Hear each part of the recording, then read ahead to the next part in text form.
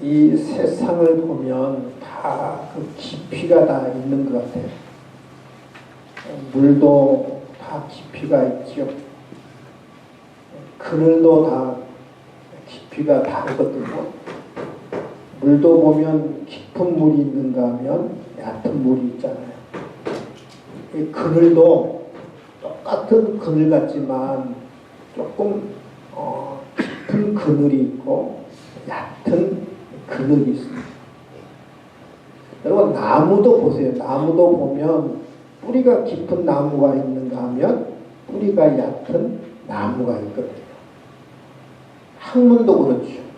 문학도 그렇죠. 예술도 그렇죠. 과학도 그렇죠. 이 모든 것은 다 깊이가 달라요. 학문도 깊은 학문이 있는가 하면 얕은 학문이 있어요. 여러분 저는 기도도 마찬가지라고요. 기도도 얕은 기도가 있는가 하면 깊은 기도가 있습니다. 기도라 해서 다 같은 기도가 아니에요. 깊은 기도를 하는 사람이 있어요. 사람도 같아요. 사람도 보면 얕은 사람이 있어요. 얕은 사람. 그때 어떤 사람은 깊은 사람이 있어요. 인격도 깊은 인격이 있는가 하면 얕은 인격이 있거든요. 신앙도 마찬가지입니다. 신앙도 깊은 신앙이 있는가 하면 얕은 신앙이 있어요. 그럼 여러분 이 깊음과 얕음은 어디에서 차이가 생길까요? 무엇 때문에 이 얕음과 깊음이 이 차이가 생긴다고 생각하세요? 깊음과 얕음의 차이는 생각의 차이라고 생각해요. 생각. 깊은 생각을 하는 사람, 기도도 깊은 기도를 하는 사람이 바로 기도가 깊어지거든요. 생각이 깊은 사람은 인생도 깊고 인격도 깊고 모든 것이 다 깊어지는 거거든요. 왜 우리가 신앙을 가져도 깊은 신앙의 세계로 들어가지 못하고 왜 얕은 신앙의 물가에서 왜 머무르고 말까? 얕은 신앙은 조금만 시험이 와도 환란이 와도 자꾸 흔들려요. 자꾸. 근데 깊은 신앙을 가진 사람은요 환란이 오고 어려움이 와도 잘 흔들리지 않거든요. 여러분 바다 보세요. 바다 막 태풍이 불죠. 풍랑이 불죠. 큰 파도가 쳐도요. 깊은 바닥의 속에는 바닷속은요. 변함이 없어요. 흔들림이 없거든요. 신앙이 깊은 사람은 흔들림이 없어요. 흔들림이 없어요. 신앙이 왜 흔들릴까? 왜 신앙이 얕을까? 생각을 안고 신앙생활하기 때문에 생각을 안고. 따라서 합시다. 깊은 생각을 하자. 생각을 하지 않고 신앙생활을 하기 때문에 신앙이 깊어지지 않는 거예요. 여러분 우리 방금 히브리서를 읽었잖아요. 히브리서를 쓴 배경이 있습니다. 히브리서를 쓴 배경은 유대교에서 유대인들이 기독교로 개종을 했어요. 기독교로 개종을 했는데 두 가지 요인 때문에 외부적인 요인과 내부적인 요인 때문에 다시 유대교로 돌아가려고 하는 사람들이 많았어요. 쉽게 말하면 신앙이 흔들린 거지요. 유대교에서 기독교로 왔는데 다시 유대교로 돌아가려고 흔들린 사람들이 쓴 편지가 바로 뭐냐면은 히브리서거든요. 신앙이 흔들렸어요. 그러니까 첫 번째 보면 외부적인 요인은 뭐 때문에 그러냐면은 그 유대인들의 핍박, 유대인들의 박해, 같은 동족의 박해와 핍박 때문에 외부적인 요인이 흔들렸어요. 외부적인 요인. 내부적인 요인은 뭐냐면 깊은 하나님의 말씀을 배우지 못하고 깊은 하나님의 말씀을 경험하지를 못했어요. 이게 진리를 알기는 아는데 피상적으로 수박 겉핥기로만 진리를 안 거예요. 깊은 진리를 깨닫지를 못한 거예요. 깊은 진리를. 볼까요? 히브리서 5장에 보면 이렇게 말씀합니다. 히브리서 히브리서는 다시 유대교로 돌아가려고 쓴 사람들이 쓴 편지가 히브리서라고 하죠. 히브리서 5장 11절에는 때가 오래되었으므로 너희가 마땅히 선생이 되었을 터인데, 이 신앙생활을 오래 했어요. 10년도 하고 5년도 하고 10년도 했는데 이제는 다른 사람을 가르칠 만한 그런 영적인 수준이 되었어야 돼요. 그러잖아요. 그러니까 여러분을 이야기할 거예요. 아마 여러분 자신들은. 너희가 다시 하나님의 말씀의 초보에 대하여 누구에서 가르침을 받아야 할 처지니. 너무 아픈 거예요. 네가 얘는 영적인 수준이 높아져가지고 다른 사람들을 가르쳐야 하는데, 다른 사람들도 그것도 신앙의 초보에 대해서, 말씀의 초보에서 받아야 할 그런 입장이 있다는 거예요. 단단한 음식은 못 먹고 젖이나 먹어야 할 자가 되었도다. 밥을 먹어야 하는데 젖이나 먹어야 할 젖이 있다는 거예요. 이런 젖을 먹는 자마다 어린아 아인이 의의 말씀을 경험하지 못한다요. 단단한 음식은 장성한 자의 것이니 그들은 지각을 사용함으로 연단을 받아 선악을 분별한 자들이라. 신앙이 마침은 어린아이 같은 신앙이에요. 하나님의 말씀을, 깊은 하나님의 말씀을 배우지도 못하고 깨닫지도 못하고 경험하지도 못한 거예요. 단단한 하나님의 말씀을 먹지도 못해요. 그래서 여전히 뭐냐면 어린 아이같이 젖이나 먹는 처지가 되는 거예요. 처지가. 그러니까 하나님의 깊은 하나님의 말씀을 깨닫지를 못하는 거예요. 하나님의 말씀을 깊이 깨닫지를 못한 거예요. 피상적으로만 안 거예요. 피상적으로. 겉은 겉만 한 거예요. 깊은 진리를 깨닫지를 못하고 배우지를 못한 거예요.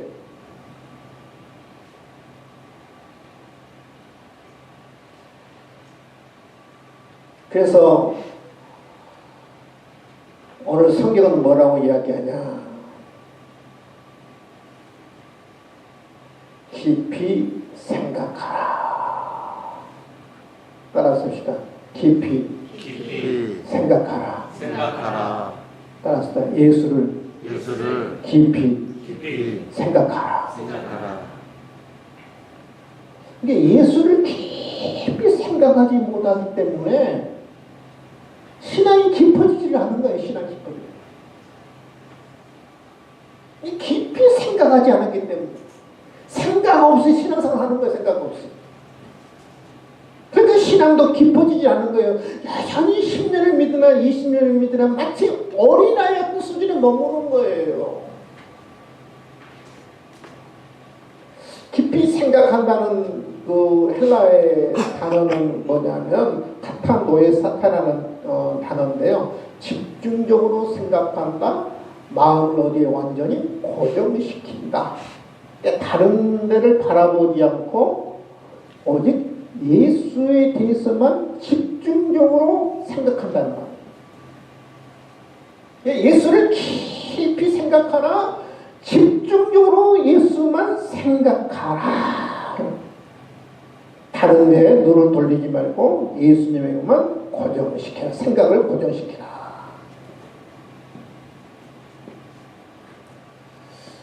오늘날 현대인들은 너무 바빠서요. 예수님을 생각할 시간이 없어요.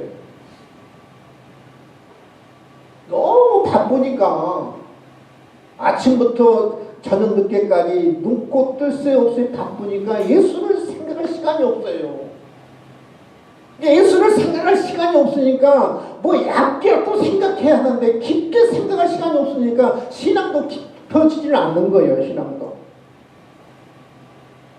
여러분 제가 강고 시간에 2주 후면 무슨 주간이라고 그랬죠? 고난주간이죠. 지금은 이제 사순절 기간이거든요. 사순절이라는 말은 무슨 말이냐면 예수님이 고난받기를 기점으로 해서 40일 동안 기간, 이전의 기간을 사순절이라고 그래요. 사순절. 천주교에 있어서 사순절은 굉장히 중요시 여기는데 우리 기독교는 고난주간을 중점적으로 중요하게 여기죠. 고난주간. 지금 사순절 기간이고 예수님의 고난을 생각하는 사순절 기간이고 2주 후면 이제 우리가 고난주간인데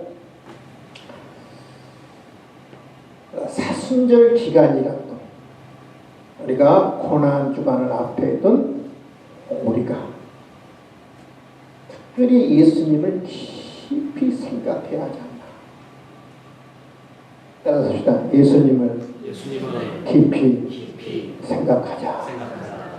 예수님을 깊이 생각하는 사순절 기간 고난주간이 됐으면 좋겠다. 그런 생각이 듭니다. 예수님을 깊이 생각하라. 오늘 히브리서 3장 1절은 우리에게 특히 권면하잖아요. 예수를 깊이 생각하라. 그냥 예수님을 그냥 수박 거닥지식으로 피상적으로 생각하는 예수를 깊이 생각하라는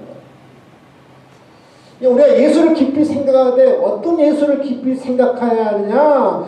먼저 예수님이 어떤 분인가를 우리가 깊이 생각해야 예수님 어떤 분인가?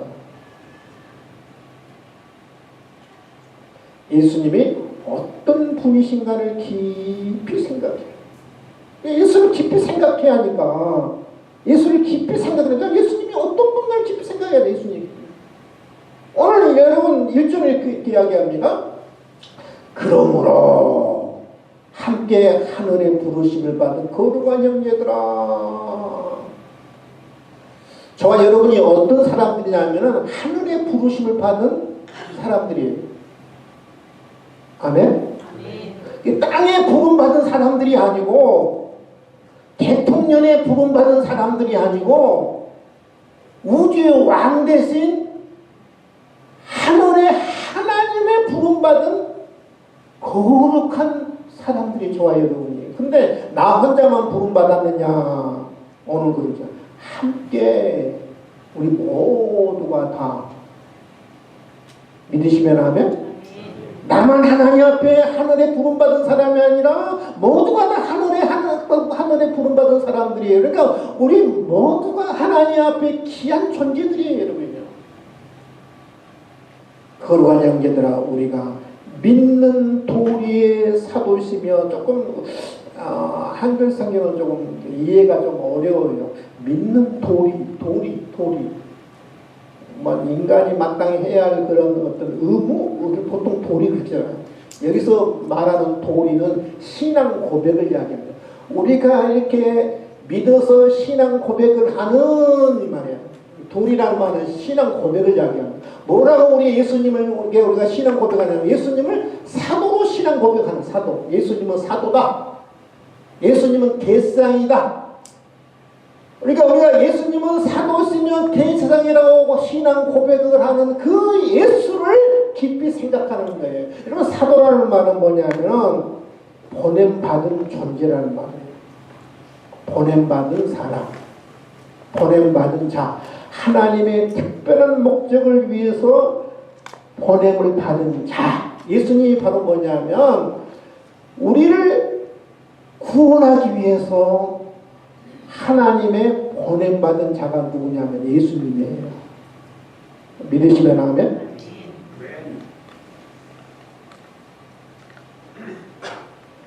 그 다음에 예수님이 뭐냐면 대제사이다.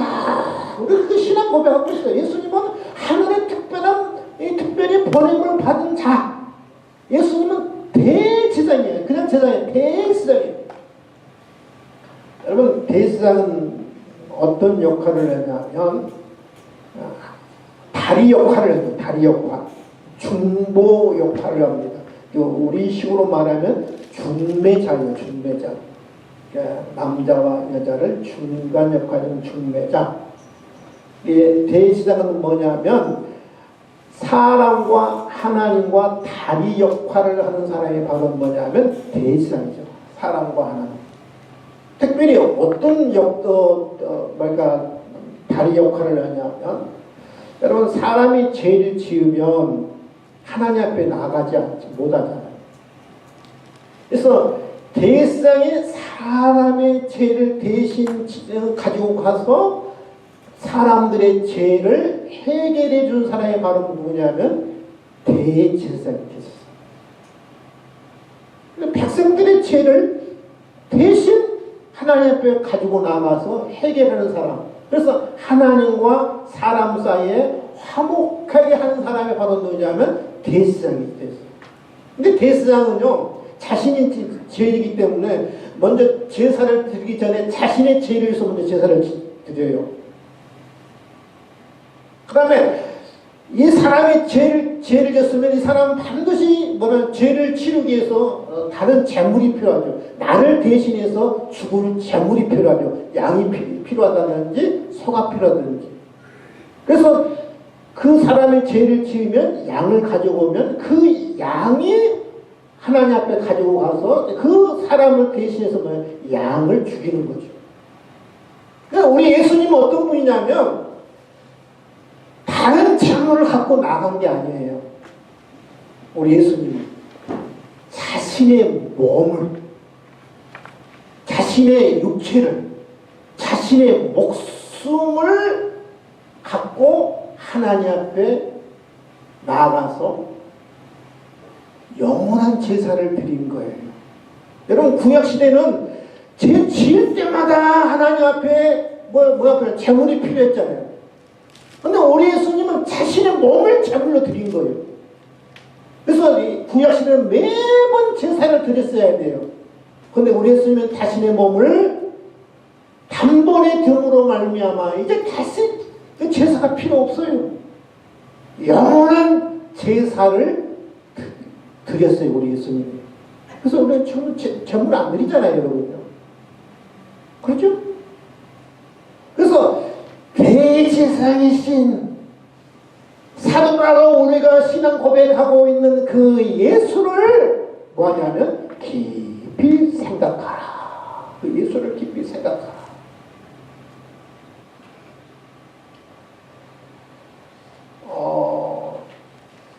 우리 히브리서는 보면 우리 예수님은 모세보다 더 귀한 존재인 것을 말씀하고 있는 그 이유가 있잖아요. 기독교로 개종을 했는데 다시 유대교로 돌아가니까 유대교의 가장 유대인들은 가장 존경한 사람이 누구냐면 아브라함과 모세입니다. 율법이 어디서 누구로부터 왔어요? 모세를 통해서 왔잖아요. 그래서 우리 예수님을 이야기합니다. 우리 예수님이야말로 모세보다 더 귀한 존재다. 모세가 집이라고 그러면 우리 예수님은 집을 지은 존재다. 그는 모세보다 더 영광을 받을 만한 것이 그는이라는 말은 우리 예수님 이야기합니다. 마치 집 지은 자가 그 집보다 더 존귀함 같으니라. 여러분, 집이 더 귀합니까? 집을 지은 자가 귀합니까? 집을 지은 자가 귀하잖아요. 우리 예수님 마치 뭐냐? 집을 지은 자고 모세는 마치 집이라는 거예요. 집이라는 거예요. 그러니까 유대교로 돌아가려는 사람들에게 히브리서는 이야기합니다. 예수님은 집을 지은 자이기 때문에 집인 모세보다 훨씬 더 귀한 존재다. 그렇게 이야기합니다. 그런데 우리 예수님은 집을 지으신 분이죠. 우주를 지으신 분이고 이 만물을 지으신 분이고 나를 지으신 분이에요. 믿으시면 아멘. 요한복음 1장에 보면 이렇게 이야기합니다. 태초에 말씀이 계시네. 말씀은 로고스, 가장 형상적인 분.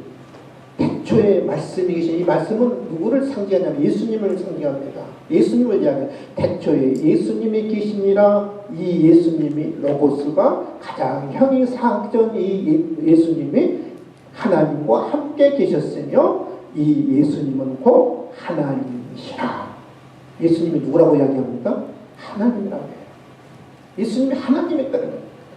그가 태초에 하나님과 함께 계셨고 태초부터 계셨어요. 태초부터. 이 세상이 존재하기 전부터 예수님이 계셨다는 말이에요. 만물이 예수님을 말미암아 지은 바 되었으니 지은 것이 하나도 그가 없이는 된 것이 없느니라. 우리 예수님은 바로 누구냐면 태초부터 하나님과 함께 영원히 계셨던 창조자였던 사람이에요. 하나님이셨어요. 여러분 요한복음 이야기가 히브리서도 이야기 히브리서 1장 2절 3절에 이 모든 날 마지막에는 아들을 통해 우리에게 말씀하시니 아들은 예수님을 통해서 우리에게 이제 그동안은 선지자를 통해서 말씀하신 우리 하나님이 이제는 아들을 통해서 이제는 말씀하십니다. 이 아들을 만유의 상자로 세우시고 그로 말미암아 모든 세계를 지으셨느니라. 그래요. 이 세상이 누구로 말미암아 지었다고 그래요? 모든 세계를 예수님 말미암아 모든 세계를 지은 예수님은 창조자입니다. 창조자. 하나님의 영광의 광채다. 그래요. 본체의 형상이라. 하나님의 본체의 형상이라는 말은 모양이라는 말 아니겠습니까? 예수님은 하나님의 본체의 모양이 본체였다는 말이에요. 그의 능력의 말씀으로 만물을 붙드시며 모든 만물을 지금도 예수님이 붙들고 있다는 거예요. 죄를 정결한 일을 하게 하시고 그랬어요. 죄를 정결한 빌립보 2장 6절에도 그는 근본 하나님의 본체시나.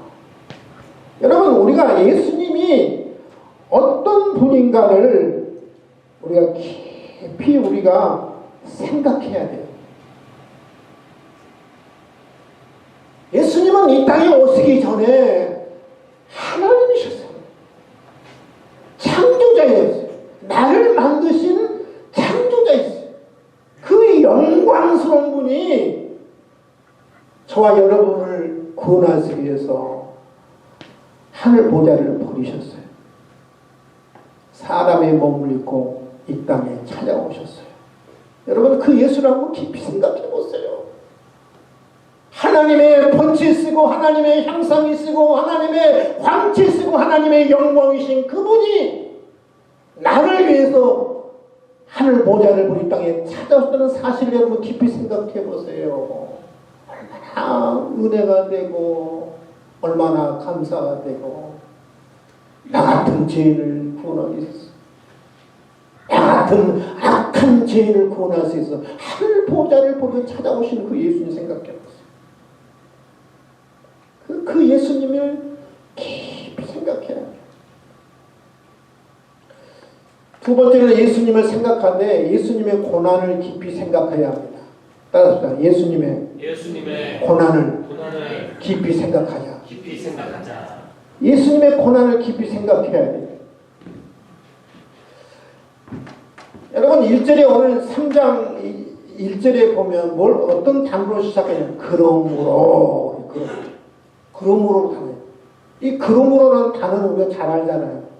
접속부사거든요. 앞에 내용이 뒤에 내용의 원인이나 근거나 이유가 될 때 쓰는 단어가 이 접속부사죠. 그러므로. 이게 이 히브리서 3장은 2장과 깊은 뭐예요? 2장이 그 원인이 된다는 거예요. 원인. 2장은 어떤 원인을 이야기했습니다. 원인을 이야기하면서 예수님 특별히 고난을 이야기했어요. 대지상으로서 예수님이 고난받은 것을 히브리서 2장은 이야기해요. 그러므로 하늘에 함께 부르심 받은 거룩한 형제들아 예수를 깊이 생각하라. 그러므로 2장에서는 2장의 14절 18절에 보면은 대지상으로서 예수님이 왜 고난을 받으시고 죽으셨는가를 히브리서 2장에 이야기합니다. 5가지 이유 때문에 예수님이 고난받으시고 대상이 십자가에 죽으셨다 이야기합니다.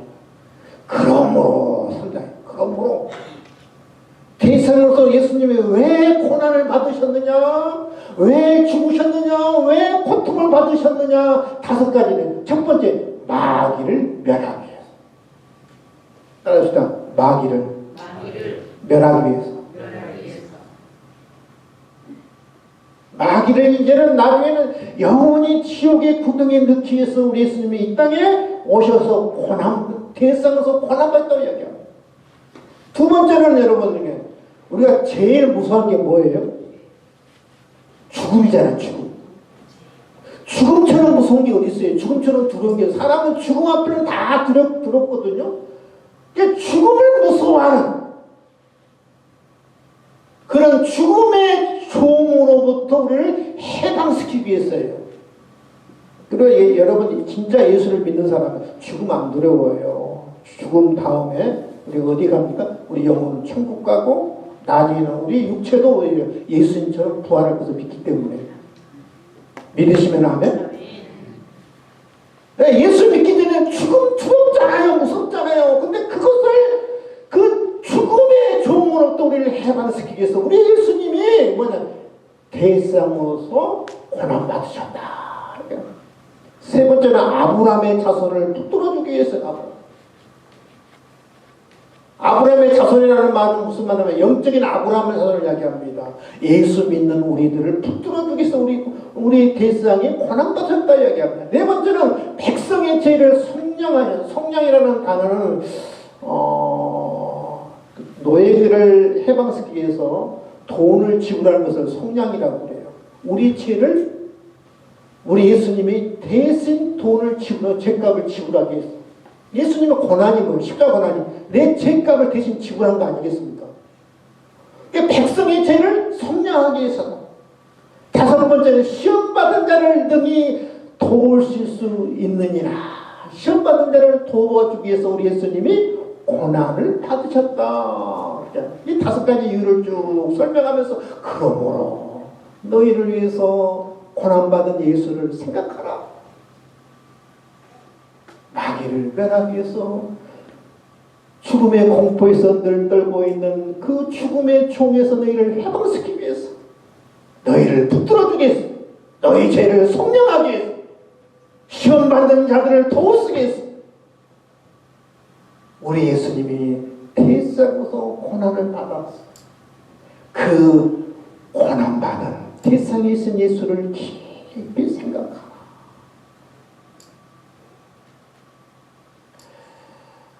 저는 여러분이 특별히 다섯 가지만 생각해보면 죽음의 공포에서 죽음에 두려우면서 나를 해방시켜서 우리 주님이 죽으셨구나.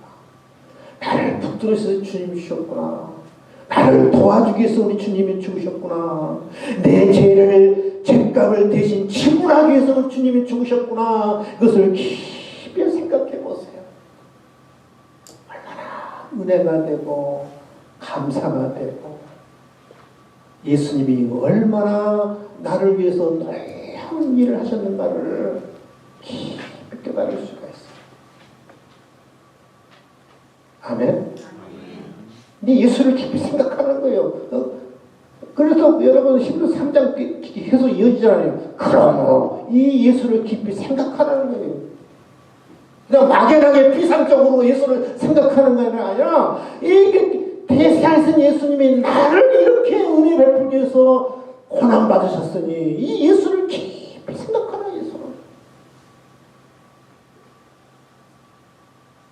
이 예수를 깊이 생각하지 않기 때문에 우리 신앙이 깊어지질 않는 거예요. 내 죄를 속량하기 위해서, 나를 붙들기 위해서, 나를 시험에서 나를 도와주기 위해서, 이 죽음의 두려움에서 나를 해방시키기 위해서 주님이 주셨다는 사실을 여러분 한번 깊이 생각해 보세요. 얼마나 감사하고 얼마나 은혜스럽고 얼마나 감동스럽고 이 예수가 아니었더라면 내가 영원히 지옥 갈 수밖에 없습니다. 이 예수가 아니면 내가 영원한 지옥에서 내가 고통받아야 하는데 이 예수가 대상으로 고난받으심으로 말이야.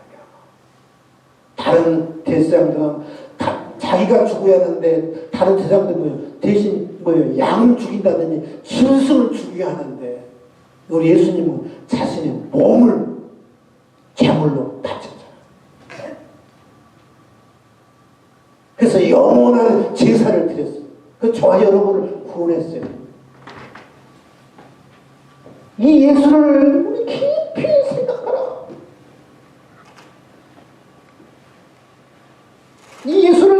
생각하면 얼마나 은혜가 되고 힘이 되고 위로가 되는지 모릅니다. 이 예수를 생각하지 않기 때문에 은혜가 안 되고 감동이 안 되고 이 위로가 안 되는 거지요. 예수 믿어서 부자가 좀 되어볼까? 물론 예수를 잘 믿는 하나님 내게 은혜 주시고 복 주셔요. 물질의 복도 복이니까. 여러분, 내가 이 영적인 복에 비하면 우리 속담도 있잖아요. 따라합시다. 세 발에 피다.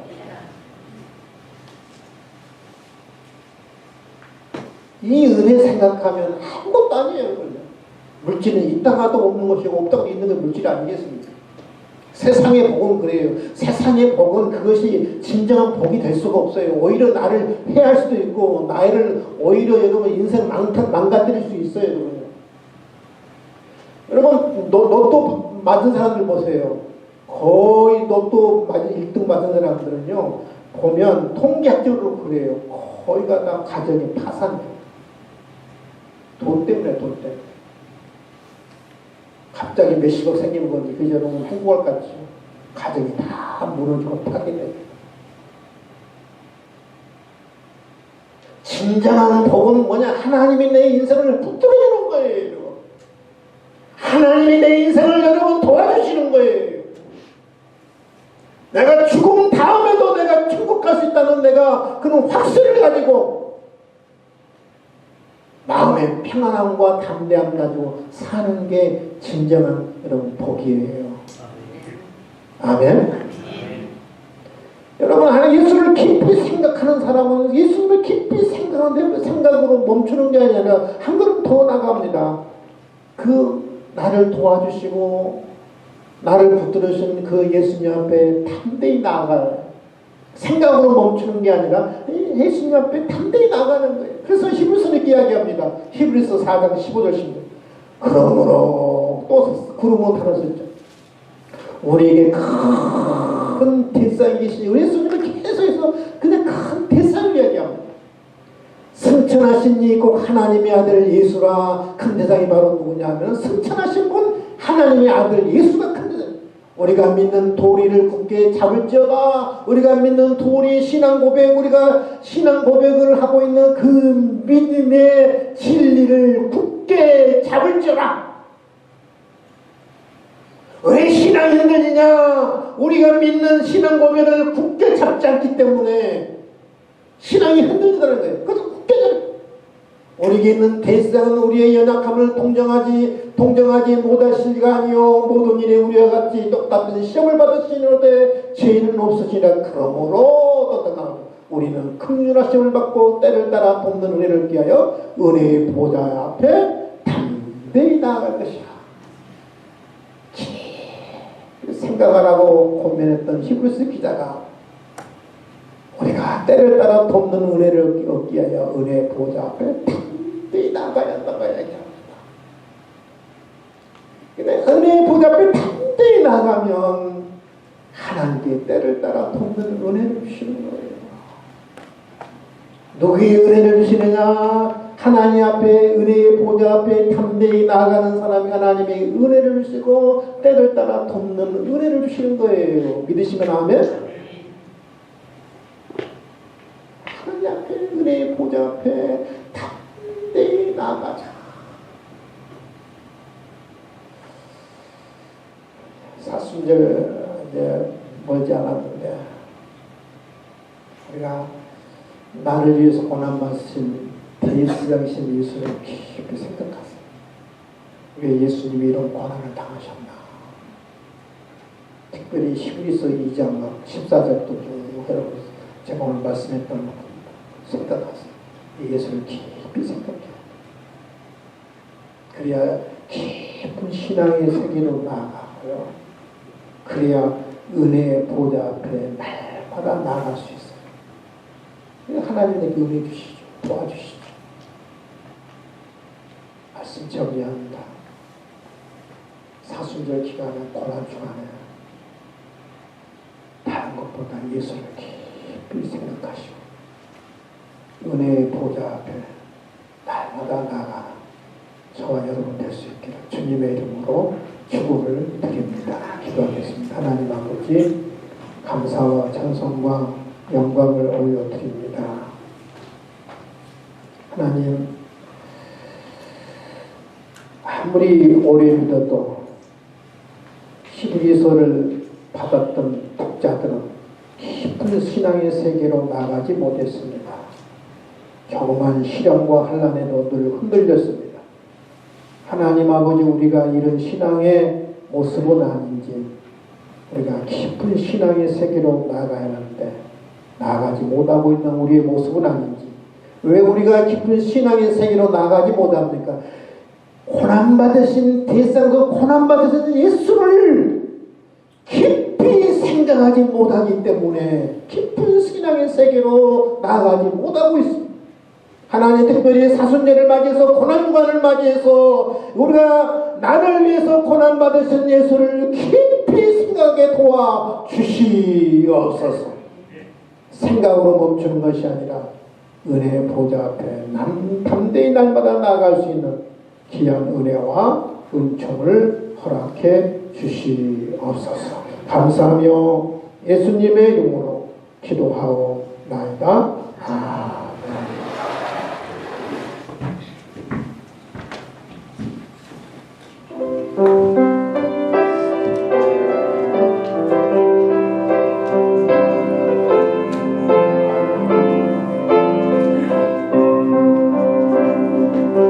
주님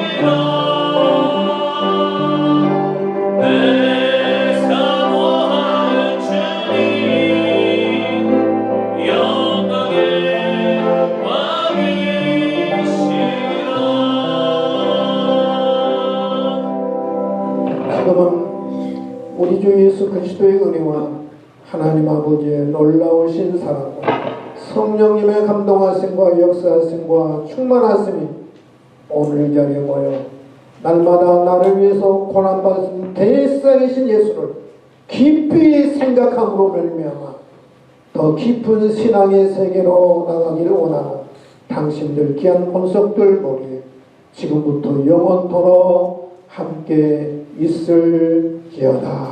아멘.